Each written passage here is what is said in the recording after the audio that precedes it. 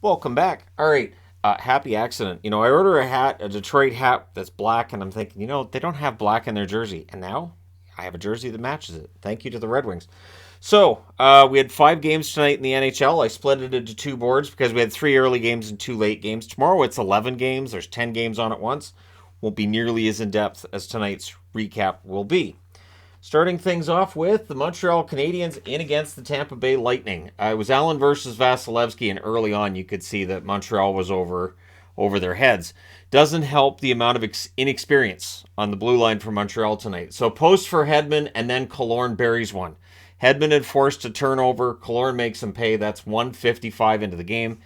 It's the first shot on net. No chance for Allen on that one.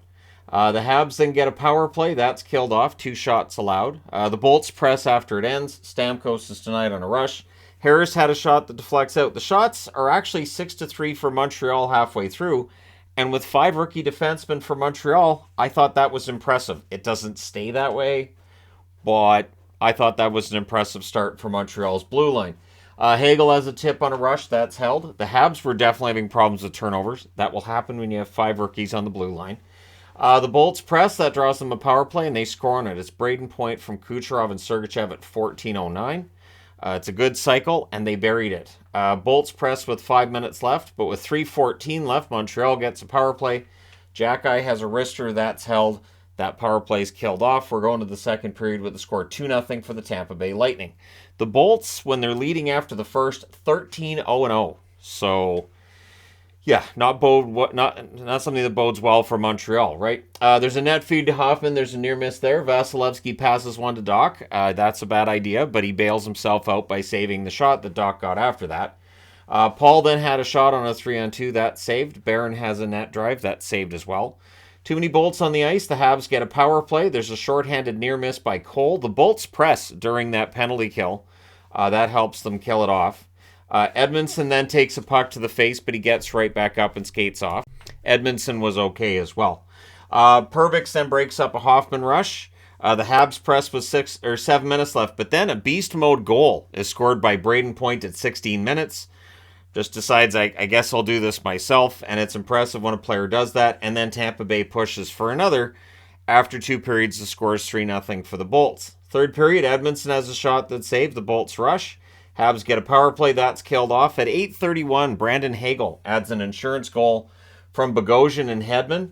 It was a good cycle. It was a face-off win, and Tampa Bay buries it, so it makes it 4-0. Hagel's then denied.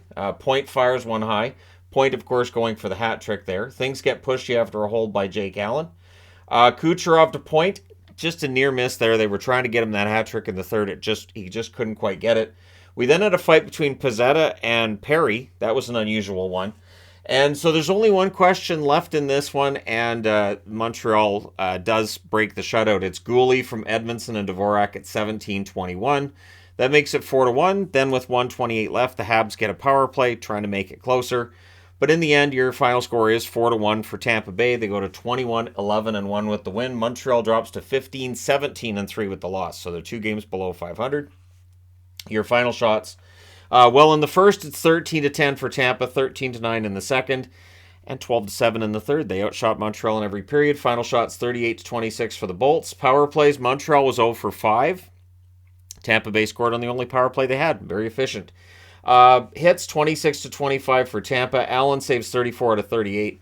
Vasilevsky doing Vassy things. 25 saves on 26 shots. Not too shabby. All right, moving on. Boston in against New Jersey. This, to me, encapsulates what's going on with the Devils. The Devils had a fantastic first period, and then Boston just kind of went out and shut them down. So it's Ullmark versus Vanacek. Early test for Ullmark. He passes that. And New Jersey, again, had a really good first period. Woods denied on a fast break. Heischer was driven into the boards. He exited. I think it was with concussion protocol. He would come back into the game, though. Devils press at 4 minutes. Tatar is denied. He sure can't bury one. The Bruins get a power play. An aggressive penalty kill by the Devils slows that setup. And then it looked like we were going to have 7 seconds of 4-on-4. It's a 4-minute penalty on Taylor Hall. But on review, it showed that it was friendly fire. It was not Hall's stick. And therefore, That kills off the rest of that power play. Well, there's 7 seconds left, so the Devils kill the rest. No shots on net for Boston during that either, so no momentum coming out of it, but they also didn't have the 4-minute penalty to kill. There's some pushiness after a hold by Vanacek. The Devils press at 8.5 minutes. We then had a fight between Frederick and Ball. Boquist with a near miss as the Devils press. Hughes has a wraparound that saved. Near miss for Foligno on a 3-on-2. Hughes then misses on a 2-on-1 and slammed his stick on the ice. He knows that should have gone in the net, and he's right. Devils press in the final minute, but it's scoreless after 1. The good news is the Devils, if you're a Devils fan, were getting all the opportunities, most of the prime opportunities, and they were out shooting Boston at a rate of 2-1 after the first period. So if they can keep that up, second period, Hamilton has a blast that saved as the Devils press. More pressure by the Devils. Mercer's denied 3 times on the same shift. Ullmark just absolutely you shall not pass. He pulled the Gandalf on Mercer on that one. Momentum's all Devils, though.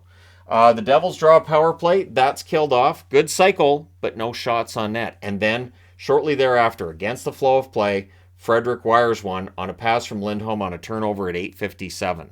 So Boston suddenly has a lead, even though New Jersey had outplayed them. And then it starts to turn. The Bruins press for another. Better defense by the Bruins as well. So they're blocking out the Devils. They're not giving them the center of the ice anymore. Bruins press, that draws him a power play. There's a near miss for Hall on a one-timer. They weren't booing him early in the game. They remembered they hated him later on. So that power play's killed off, but then Ball comes out of the box and goes right back in again. So one of those things, right? So that's 9 minutes and penalties on the night. We get a minute and 38 seconds of 4-on-4. Zacha can't bury one in close. Everything's killed off. The Bruins then had a rush that fizzles, but after 2 periods, it's 1-0 for Boston. And Boston, when leading after 2, came into tonight 18-0-1. That's ridiculous. Third period, Tatar has a shot that's blocked. The Bruins clear it out. The Devils press at 3 minutes. Craig Smith then had a rush chance that was held. And then, while being checked, Nico Hischier, kind of a beast mode move here. He scores to tie it from Zetterlund and Tatar at 6 minutes and 11 seconds. Wires it in the net. So, pretty impressive goal. It was going to have to be an impressive one to beat Ullmark tonight. Devils look for the lead, and they were using their speed to do it. The shots are 3-2 for Boston halfway through the period, though, so Devils not getting the opportunities they want. DeBrusk's robbed in close, and then after a turnover, it's in the net. It's Bergeron from Lindholm and Marchand at 15:51. There was some debate about whether or not the stick was high. I looked at the replay, and I'm like, that's not a high stick. They kept debating it, but I guess they can't hear me tonight. I guess the microphones are off. The Devils press for the tie. There's a goalie pull with 2:36 left, and it is former Devil Pavel Zacha that gets the empty netter from Coyle at 18:11. Boston wins this one in New Jersey. They go to 28-4-3 with the 3-1 victory. The Devils 22-11-2. And again, the Devils played really well, and then as soon as that goal went in for Boston, it kind of all unraveled. The shots in this one, 16-8 New Jersey in the first, 13-6 Boston in the second, 9-6 New Jersey in the third. Final shots are 31-27 for New Jersey. Power plays, Boston 0 for 3, New Jersey 0 for 2. Hits were 18-15 for Boston. Ullmark saves 30 out of 31. He was fantastic. Vanacek was pretty good too, 24 saves on 26 shots. They're not getting those scoring opportunities they were earlier in the season, and you can see they're getting frustrated. Like I said, you could see that with Hughes, that he was getting frustrated in the first period, and I can imagine the end result won't make Hughes feel any better about things. All right, next up. I did not think there was a chance in any cold place on earth that you want to name that I'd be wearing a Detroit jersey after the way the first period went in this game between Detroit and Pittsburgh. Like, just wow. So it's Husso versus DeSmith. Husso wouldn't finish this game because Husso didn't have a very good game. So Crosby has a net feed to Raquel, near miss there, and then a one-timer in close. The first shot on net goes in. It's O'Connor from Kapanen and Bluger at 2:36. The Wings press for an answer. In fact, they were out shooting Pittsburgh for portions of this period. Power play for the Wings, that's killed off. Raquel has a shot, that's held. Penguins get a power play and they score on it. It's Jeff Carter with his first in a while. He scores from Kapanen at 10:15, so Kapanen with a couple of helpers. Wings try to answer. DeSmith looked really good early, although the shots were 12-5 for the Wings with 7.5 minutes left. It just felt like Pittsburgh's just got this. Any good opportunity they get, it's going to go in. And that continues with Zucker getting a goal at 14:15. Buries it in close. 7th shot. So the next shot on net, and I'm trying to think if it was Zucker. I know it was a shot from a distance, and Husso bobbled it. Like, it just, you could tell. He had no confidence tonight. I don't know what it is. Goaltenders will have these nights, and I've talked about this in recent videos, talking about goaltending and how it's really, it's a position that I don't envy. Because you are, when it's an off night for you, everybody can see it. Whereas if you're a forward, the defenseman can cover all that fun stuff. So 1:43 left. The Penguins go back to the power play, and they score again. And it's Zucker scoring again from Carter and Rust at 19:28. It's reviewed. It's a good goal. So initially they weren't sure if the whistle went and when the puck went in, but the puck went in across the line. And so it's 4-0 for Pittsburgh after one. So all I kept thinking was, do I have enough of these goal magnets for Pittsburgh? Because I'm going to need a ton, right? No. Second period, Hellberg's in. So Hellberg comes in relief of Husso because Nedeljkovic isn't around. Early press by the Penguins. Crosby's denied on a fast break. The shots are 4-2 for the Penguins at 5.5 minutes. The Wings would get a power play, and they score on it. It's Larkin. Far corner, it's a one-timer. Hronik and Raymond with the assists at 7:17. And up until then, I thought DeSmith was having an absolutely fantastic game, and he was looking to steal one. Wings press at 9 minutes. Penguins press back with 9 minutes left, but eventually Detroit scores again. It's Veleno from Sherratt and Soderblom at 14:32. It was a net feed by Sherratt. It's in the net. And then the Wings press again. Now, I'm still looking at this and thinking, Pittsburgh's going to turn this around. They're at home. They're not going to lose against Detroit. So anyways, Zucker fires one high in the final minute. He's, of course, going for the hat trick. And after 2 periods, it's 4-2 for Pittsburgh. Third period. Wings press at 6 minutes. Veleno's denied. DeSmith holds. Shots are 6-4 for the Wings at 7 minutes. If you're asking, well, why would 6 minutes be the first time that you write something down? Because I'm paying attention really to this one more than this one. Because this one, in my eyes, is probably done. This one's close.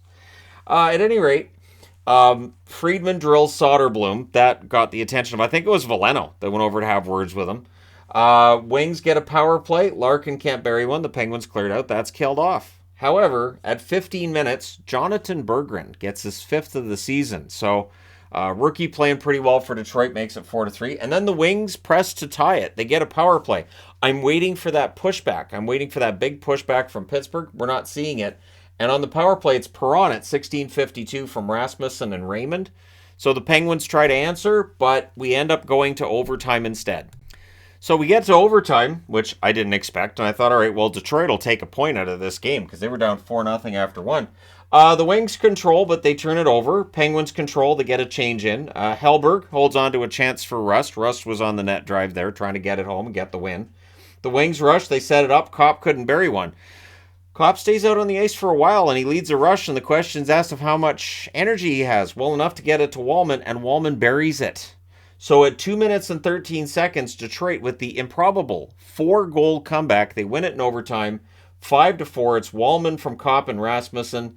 And the Red Wings are 15-11-7 with the 5-4 overtime win. Pittsburgh's 19-10-6 with the overtime loss. So those are 2 losses and back-to-back nights for Pittsburgh. We'll see how they bounce back from this. Shots are 14-12 Detroit in the first, 16-9 Detroit in the second, 14-8 Detroit in the third. Both teams had 2 shots in the overtime. Final shots 46-31 for Detroit. Power plays, Detroit 2 for 4, Pittsburgh 2 for 2. So they just didn't get any more power plays. Hits were 30-26 for Detroit. Husso saves 8 out of 12. Rough night for him. And then Hellberg saved all 19 shots. I still do not understand why Hellberg's passed around through teams and been on waivers as much as he has. In limited appearances, agreed, but he's looked good.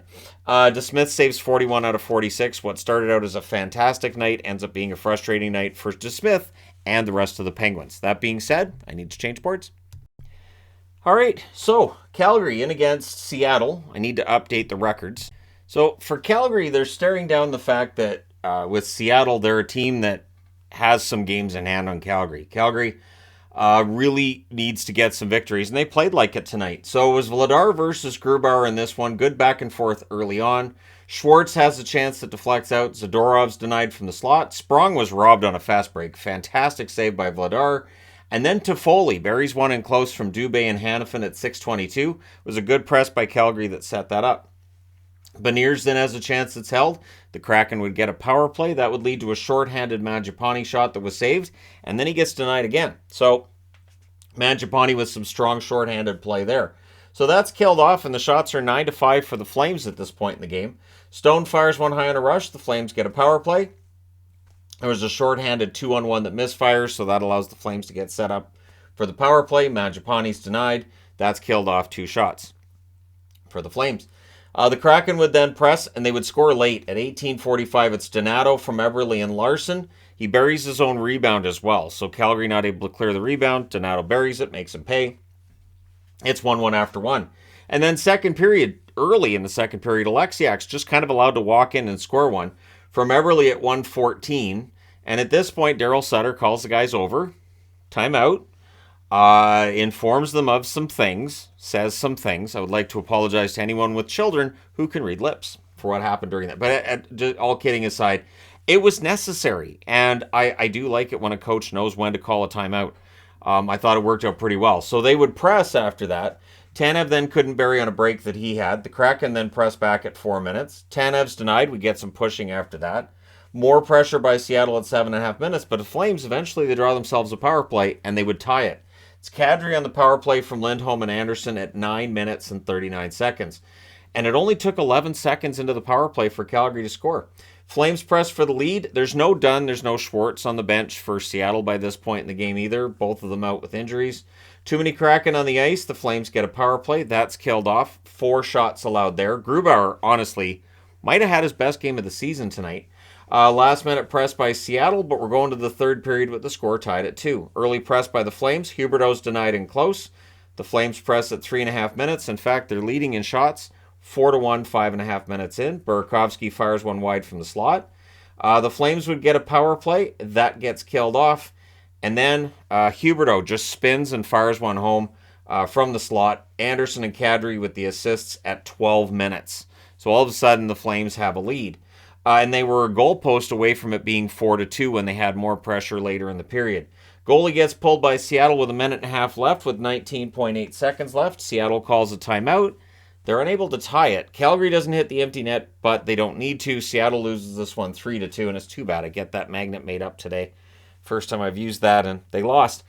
So Calgary's 17-13-7. They jump into third in the division, keeping in mind there are teams around them that have games in hand. That is going to be a conversation piece starting pretty much now, where we're looking at games in hand. For Seattle, 18-11-4 is their record. They are 3-6-1 in their last 10, so they got to turn that around. Shots are 14 apiece in the first, 15-11 Calgary in the second, and 15-6 Calgary in the third. Final shots 44-31 for the Flames. Power plays, Calgary 1 for 4, Seattle 0 for 1, so they don't draw power plays. Hits were 25-21 for Seattle. Vladar was excellent. 30 saves on 32 shots. So I'm guessing that they altered the shots while I was getting this all put together. Seattle had 7 shots in the third, which would have been 32. Grubauer, 41 saves on 44 shots. Again, Grubauer played well. I'm not going to put this on him. I thought it was one of the best games he's played. And yeah, Calgary comes out with the win anyways. So, big win for Calgary. We'll see if they can build on it. This, of course, is after last night's loss against Edmonton. So, they really needed this win tonight. And last game of the night, another surprise. It was Hill versus Gibson in the Vegas-Anaheim game. Early press by the Ducks, and eventually they score one. It's Henrique from Terry and Zegras at 3:27. Henrique buries his own rebound. It goes in off Miramanov, too, so that doesn't help when your own defenseman's putting it in. Ducks press for another. Smith has a shot that's held on a 3-on-2. Vegas presses. That draws them a power play. And then there's a delayed game call. Vegas gets 1 minute and 51 seconds of 5-on-3.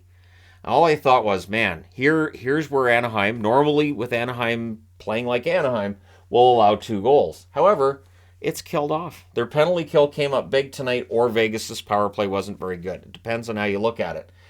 Vegas presses after it ends. Hague's denied. And if your answer is, well, Gibson was stealing it, you're right. Henrique, though, would score from a distance. It was not a great goal. Zegras and Terry with the assists at 12:26. And I just put from a distance. Hill's done. That's the 5th shot. They pulled Hill. It's the first time this season that Vegas has switched goaltenders during a game. Ducks get a power play, so they're getting a chance to go up 3-0. But it is Vegas at 13:15. Stone scores a shorthanded break goal 11 seconds into the power play. So that'll take the starch out of it for the Ducks. And then there was a shorthanded rush by Raw that makes it 4-on-4 with 16 seconds left in said power play. Everything gets killed off, though. Gibson very sharp. About half of the shots that Vegas had in the first half of this game were on their power play. So they were getting a lot of power play shots. Gibson was just stoning them there. Zegras then has a net drive that saved, but after one period, it's 2-1 Anaheim. Big surprise there. Second period, early edge for Vegas. Kessel has a rush chance that's saved. Smith's denied. Gibson holds. Vegas gets a power play on that play. Shorthanded shot for Silverberg then is held, and their penalty kill gets too aggressive. Now here's the thing. There's a delayed call during the power play. 9 times out of 10, a team will just throw the puck to the other team. Vegas didn't do that. They get the extra skater on the ice, so it's a 6-on-4. I think you're better off handing it to the other team and making it a 5-on-3 immediately. They don't. And so what happens is, by the time the Ducks touch the puck and that whistle goes and you're getting a power play, well, now it's a 5-on-4 instead of a 5-on-3.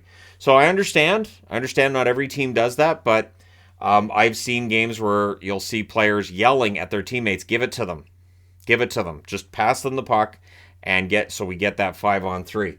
So they go back to the power play, do the Vegas Golden Knights. They get a good cycle on that, but the Ducks hold on. They kill it off. That's five kills now for the Ducks. Shots are 12-3 for Vegas with 9.5 minutes left. The Ducks get a power play. That's killed off. And then it's another deflected goal. Hutton gets one that they said Vakanainen. I wrote that on the board. I thought it went in off Shattenkirk. Either way, it goes in off of a couple of people. It ends up in the back of the net. Hutton with his first. Amadio and Kessel with the assist at 13-32. So after all those kills, now it's a tie game. And again, with Anaheim, I'm kind of expecting them to let down, right?